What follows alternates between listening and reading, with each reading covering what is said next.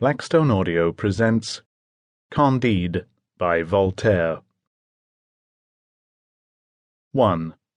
How Candide was brought up in a magnificent castle, and how he was expelled thence. In a castle of Westphalia belonging to the Baron of Thunder-ten-Tronckh lived a youth whom nature had endowed with the most gentle manners. His countenance was a true picture of his soul. He combined a true judgment with simplicity of spirit, which was the reason, I apprehend, of his being called Candide. The old servants of the family suspected him to have been the son of the Baron's sister, by a good, honest gentleman of the neighbourhood, whom that young lady would never marry, because he had been able to prove only 71 quarterings, the rest of his genealogical tree having been lost through the injuries of time. The Baron was one of the most powerful lords in Westphalia, for his castle had not only a gate, but windows.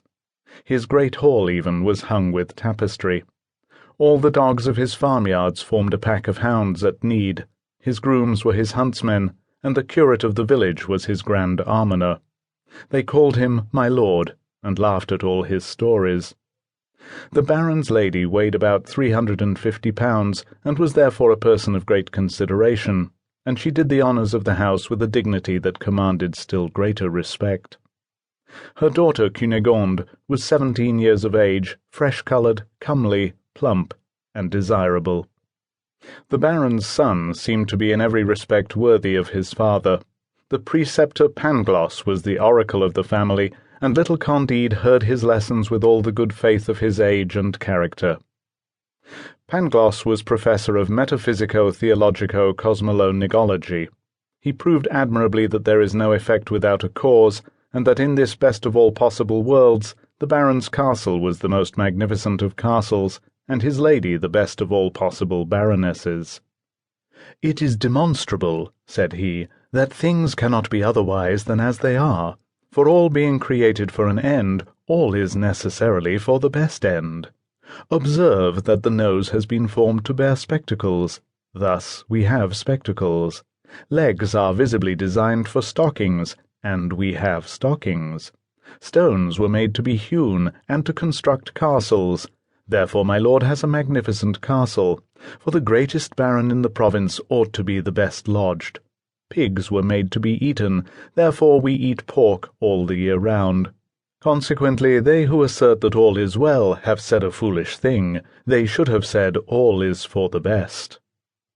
Candide listened attentively and believed innocently, for he thought Miss Cunegonde extremely beautiful, though he never had the courage to tell her so. He concluded that after the happiness of being born of Baron of Thunder-ten-Tronckh, the second degree of happiness was to be Miss Cunegonde, the third that of seeing her every day, and the fourth that of hearing Master Pangloss, the greatest philosopher of the whole province, and consequently of the whole world.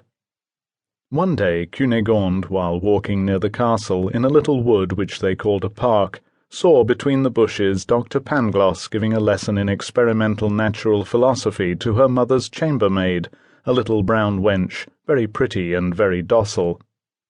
As Miss Cunegonde had a great disposition for the sciences, she breathlessly observed the repeated experiments of which she was a witness. She clearly perceived the force of the doctor's reasons, the effects and the causes. She turned back greatly flurried, quite pensive, and filled with the desire to be learned, dreaming that she might well be a sufficient reason for young Candide, and he for her. She met Candide on reaching the castle, and blushed. Candide blushed also. She wished him good morrow in a faltering tone, and Candide spoke to her without knowing what he said. The next day after dinner, as they went from table, Cunegonde and Candide found themselves behind a screen. Cunegonde let fall her handkerchief. Candide picked it up. She took him innocently by the hand. The youth as innocently kissed the young lady's hand with particular vivacity, sensibility, and grace. Their lips met, their eyes sparkled, their knees trembled, their hands strayed. Baron Thunder-ten-Tronckh passed near the screen, and beholding this cause and effect, chased Candide from the castle with great kicks on the backside. Cunegonde fainted away.